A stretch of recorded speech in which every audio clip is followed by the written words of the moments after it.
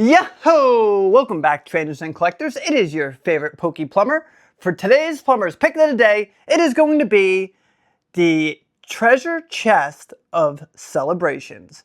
Guys, these are the lunchbox tins from Celebrations. They have 3 phenomenal promos, including that awesome Mimikyu. And it comes with a bunch of celebration packs along with, I believe, a couple of Vivid Voltage. So guys, these are still super affordable. Go check them out. Oh boy. Welcome back, traders and collectors. It is your favorite Poke Plumber, flushing out the latest news and the hobby updates. Whether it's breaking leaks, rare finds, or market trends, I got the tools to keep your collection growing and your profits flowing. What is going on, everybody? Welcome back. Happy hump day. I hope everybody's doing well. Doing pretty well myself.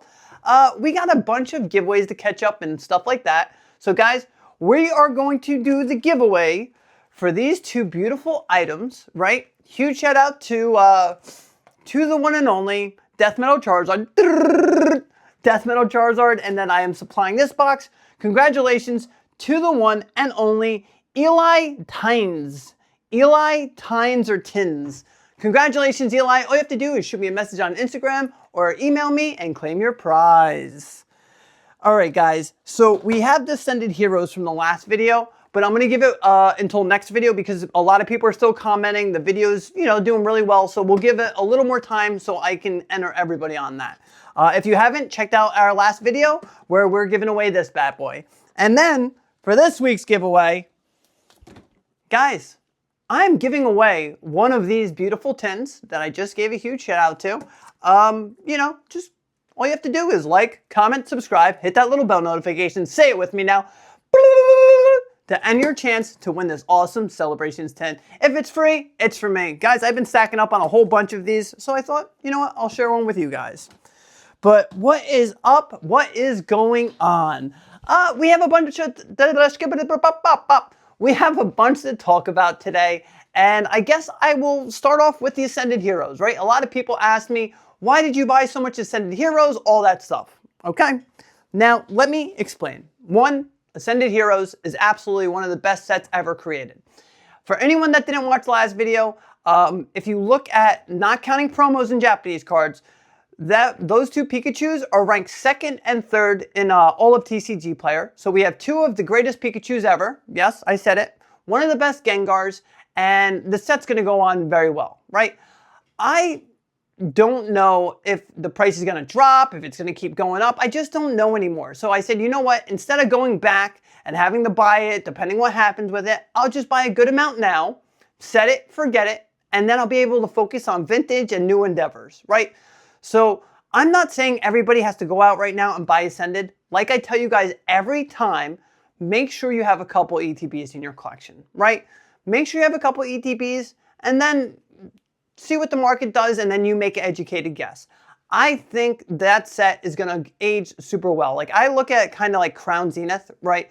Because I do anticipate Ascended Heroes being printed like no other, right? I do see that happening.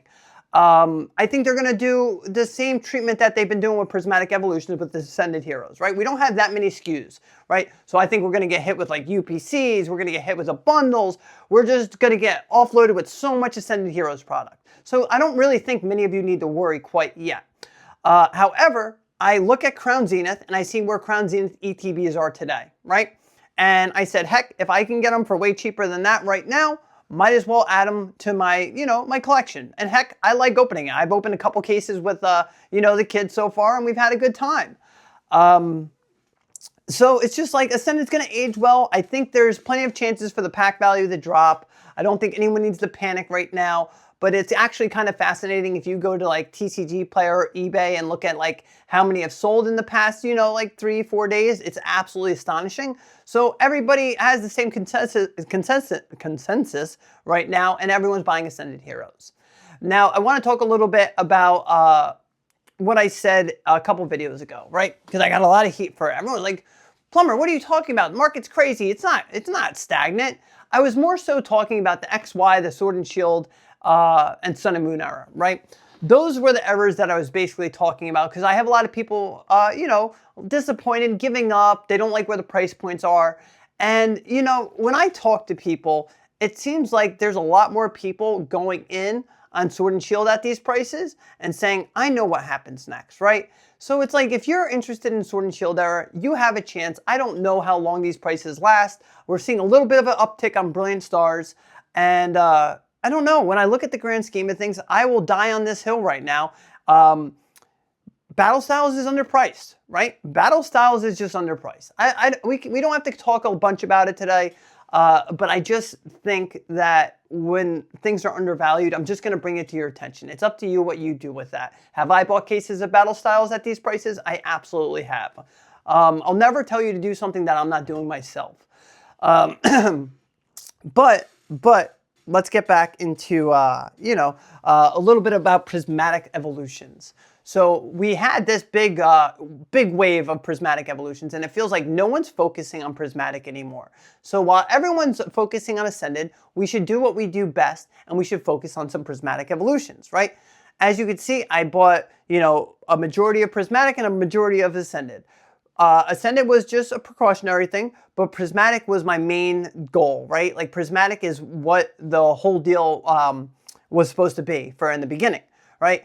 I think you don't get many second, third chances. And this Prismatic is our second and third chance. I think even though Ascended Heroes is kind of overshadowing it right now, I think regardless, Prismatic Evolution is going to age super well. Guys, it's the evolutions. Everyone calls it Evolving Skies 2.0, all that good stuff. Listen, the pull rates aren't the best, but when you look at a set 5 years down the road, right? Every time I'm looking at a set I'm buying, the first thing I do is I go to Pokedata.com and I look at that set list, right? I'm not worried about the pull rates. I look at it as like, oh, I have the chance of pulling this S tier card, right? And many people do that. They look at the top chase and that's how they value, the box. Or they look at like what a PSA 10's doing, and then they value the box that way. So no matter what, no matter how much Prismatic Evolutions is out there, I'm not worried, right? Is there a crap ton or a bunch of people storing it and setting it and forgetting? Absolutely. But in the meantime, you'll have, in the next 5 years, you'll have a bunch of people dump when it, goes up 30%. Then it doubles. Then you'll have 40%. You can say, okay, I doubled my money. I'm out. I'm going to the next set, right? So not everybody's going to sell at the same time. So you shouldn't have to worry about, stacking them on Prismatic Evolutions. I think long-term, it's just an absolute no-brainer, and it's going to do super well. I'm comfortable now. I have my exact position I wanted. I get to open some with my kids, have fun with it in the future, not worry about whatever price it is, and I can just enjoy the set. So it's like, this is why I wanted to, take a break from the vintage journey, because I wanted to get back into the modern. And when I was talking to Nick, one thing that did come up was Crown Zenith. I haven't heard anybody talking about Crown Zenith in a long time. Guys, when Crown Zenith came out, it was one of the best sets ever created, right? Yes, I'm saying one of the best sets. In the entire Sword and Shield era, it was like Evolving Skies, Crown Zenith. Everybody talked about it. And for the past couple months, people really haven't brought up Crown Zenith, right? Everybody was stacking up on those Sea and Sky boxes, and now it kind of dissipated. So, I mean, Crown Zenith is it's a little more expensive, but you still have opportunity to add it into your collection and enjoy some Crown Zenith. Don't sleep on it too much. But Rudy made a video recently. This is where I really wanted to get into. So Rudy made a video called I Hate Pokemon. It was a very long video. It was about his journey and all that. And there was a couple things that really resonated with me. When he started talking about Chilling Reign, right? It brought so many feelings back, right? It just brought so many feelings back. I remember my first time that I ever did the podcast, this is years ago, with Nomics, was like, I was preaching Chilling Reign at $80 a box. I was like, guys, this is it. This is underrated. Nobody believes in it. And I remember I took a big opportunity on Chilling Reign at the time. Nobody else was buying these boxes at $80, $85 a box, right? And so many people were nervous about it. And I think that's what kind of pushed me on a whole different trajectory, right? Because I had an opportunity to buy a bunch of cases. And I said, is this irresponsible? Is this insane of me? And I'll be honest, like, I watched a Rudy video, I listened to him do it, and I said, you know what, screw it. I said, I'm going to follow the GOAT. He's been doing it forever. I'm going to do it too. And you got to give credit when it's due, right? And when I had the closest people around me second guessing what I was doing, right? And I was like, you know what? At least I know I'm not the only insane person in the world doing this too. Rudy's doing it. So I went all in on Chilling Reign. I kept saying in the back of my head, second most alt arts, second most alt arts. It's going to do well. Pokemon always dries up. And I kept going back to how Roaring Skies and everything tanked. And I hear stories and everything dropped to $80 and they were $300. And I was like, it eventually always dries up, right? Like that's what everybody says. It eventually dries up. So I went all in with the Chilling Reign, just like he did, and Fusion Strike. And then he started talking about diversification. Guys, when Fusion Strike was $80 a box, right? Everybody thought it was trash. I remember they went up to like $120 a box and somebody wanted to sell me a turbo, wanted to sell me a couple cases. And I was like, you know what, bro, I have enough, I'm good. And then next thing we knew, Fusion Strike just went through the roof, right? And his example about surging sparks, don't sell your surging sparks to get into something else, resonated so much with me because I'm seeing so many people saying, okay, these are the hot sets: Ascended Heroes, Prismatic Evolutions, 151, Evolving Skies, Destined Rivals. I'm selling all this stuff and I'm going into that product, right? And it's not the dumbest play in the world. I'm not saying it's a dumb play at all, but I always wanted to have diversification in anything. Like guys, I have collection boxes, I have ETBs, I have tins, I have booster boxes, right? Like we all know that booster boxes and ETBs, Pokemon Center ETBs, are always going to be your most liquid item, right? That's going to be the easiest to sell, easiest to move, and it's going to go up, right? But at the end of the day, I have my dog hair, Obi-Wan Kenobi hair in my mouth. But at the end of the day, when this stuff, like I like having the collection boxes, right? Nobody talks about how with collection boxes, you get a very small run, right? You'll get a wave of collection boxes and then you won't see them again, right? That's it. And if you can buy a collection box for $20, $30, look at some of these Sword and Shield collection boxes. They're fetching up to $300. Look at some Celebration boxes, $150, $200. And these boxes were selling for like $15, $20. Like your returns on collection boxes are absolutely insane. And the thing that's different with collection boxes now is rip and shippers love the collection boxes because it's cheaper than the booster box, right? The packs in there are going to be cheaper than as if they're getting the booster box premium. So now collection boxes have liquidity. Collection boxes can have 3-4 years in one box. So I feel like diversification will always be key, right? Right now, people crap on surging sparks so much, but who's to say in 3-4 years, everyone's like, guys, surging spark kind of made things go wild. Or who's to say temporal forces, right? The print runs were cut like no other. Ask your friends how many cases they have of it, right? Not many people. And next thing you know, temporal forces skyrockets, but you sold it all to go into Prismatic Evolutions, right? Don't try to play the guessing game. And this is coming from a true collector, true investor, whatever you want to say, right? Diversification is fun. I like having a little bit of everything, right? I'm not trying to be like, oh, max out this, max out that, max out this, max out that. You need to enjoy it too, right? It's a lot easier for me to open a collection box of an older era than it is a booster box. So even if you want to rip it in the future and enjoy it, that's what you do. Guys, there's these Glaceon and, Glaceon and Leafeon boxes. And they have Evolving Skies, Fusion Strike, what's the other pack? Chilling Reign, I want to say? Chilling Reign, but there's also a run with Rebel Clash. But, I opened a couple of those the other day because I was itching to open some Fusion Strike. And I pulled a Sandaconda, right? Or what was that? Oh, no, that was a different thing. I opened the Cyrus box, the milk carton. But, see what I'm saying? I wanted to open some Sword and Shield. So I opened some collection boxes instead of booster boxes. See, it's just don't focus on one thing, right? I'm not saying to go all in on perfect order, right? Not the newer stuff. You know when to pump the brakes a little bit, right? I have a motto, and I'm going to be fully transparent with you guys. When a good booster box case comes out, I'd like to get a certain amount, right? Mega Evolution, I got a certain amount.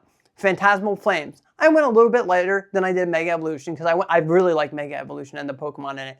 And then Perfect Order, I literally cut those numbers into a quarter of what I usually get, right? It's not a guessing game, it's just how I feel, right? So I'm saying you don't have to go all in on the cheaper stuff, but you want to have a little bit of it, right? It's that simple. So if you're used to buying 3, 4, 5, 6 booster boxes and Perfect Order comes out, then you want to have a couple, right? Cut it in a third. I think that's the best bet for everybody, and I think that's the smartest way to go ahead. And I mean, I've been on a tear where I never missed a set since, you know, the end of Sun and Moon era. And thank goodness I didn't, because everyone said Celestial Storm was trash. Everyone said, you know, Lost Thunder was trash. Forbidden Light. Guys, Forbidden Light is over $1,000. With time, all these things will grow. I understand some things will grow more, but it's like, you don't have to worry about it. Slow and steady, buy what you can afford, and just buy a little bit of everything, right? It's very simple. We don't need to overcomplicate it. But the thing that hit me is like, you don't want to sell this to get that, because then you lose that. And then what if this doesn't do as well as you thought? What if you have a huge, what if they end up reprinting more Destin that you could ever imagine, but you sold all your Surging Sparks and we see no more Surging Sparks? You know, I don't know. I just like that. Bro, I'm a collector. I like to have every set. I like to enjoy everything about Pokemon. It's a little bit different for me. Just form your own opinion. Do what's comfortable for you. What else did I want to talk about? I mean, Ascended Heroes, man. It's just like everybody's talking about. It's just on a whole different level. Ascended is going to be goated. But I can't say there's not going to be a time where we can see $7.50 packs, right? All it takes is just some doing what they did with Prismatic, And I think it can happen, right? So just slow and steady. Be aware, guys. A lot of people, all-time highs, slabs are dropping 20, 30, 40%. Times are a little bit different. I know you all think that it's going crazy, but guys, I talk to all the sellers of these items. Things are changing and stagnating a little bit, right? When it comes to Ascended, nonstop. Everything else in Pokemon is slowing down quite a little bit. Just pay attention. Maybe I'm seeing it first. Maybe I'm first to news. I'm not saying we're going to crash, but I am saying that I don't think we're going to see these huge growths, right? Higher all-time highs. There's so many people shilling, right? And they're getting caught shilling, and then it hits an all-time high, and it doesn't get paid for it. Like, it's happening a lot, guys. So don't fall for it. Don't be a sheep and then go into a bidding war and then let your ego take over where you have to, you know, I'm paying the highest on this. Like, guys, patience, right? Patience, man. But it's all about the journey. And like having that discussion with Nick is like, the journey has always been what made this hobby special, and the fringe you pick up along the way, right? It's just, we need to remember that. And that's what makes me happy, right? Like, I've gotten to a dark place before, but we have to remember that journey. Like, every box I have here tells a story. And that's the most important part to me. A little bit of a cornier episode, but I don't know, guys. I'm doing a lot of filming this weekend. Gonna have more of those longer format videos. I have another great person lined up. Wait till you see that episode. It won't be this week. I'll be filming with them next week, and then it'll come out the week after. And I'm doing that with like 2 or 3 people. And then whenever Ryan feels better, Pipe Dreams Podcast. Guys, I will catch you on the next one. For everyone's favorite segment of the day. What did you guys like? Did you like the longer format? I'm just curious. Did you enjoy it? What were your thoughts? Like, I don't know. I thought it was good. Guys, this one gets me going, right? I say Lugia. Lugia, right? Is it supposed to be Lugia? Lugia. Diving Pokemon. Lugia's wings pack devastating power. A light fluttering of its wings can blow apart regular houses. As a result, this Pokemon chooses to live out the sight deep under the sea. Guys, see how it says Lugia right here? Lugia. Bear with me. I'm pretty sure it's different in here. No. Lugia. Lugia. Guys, plumber's shot.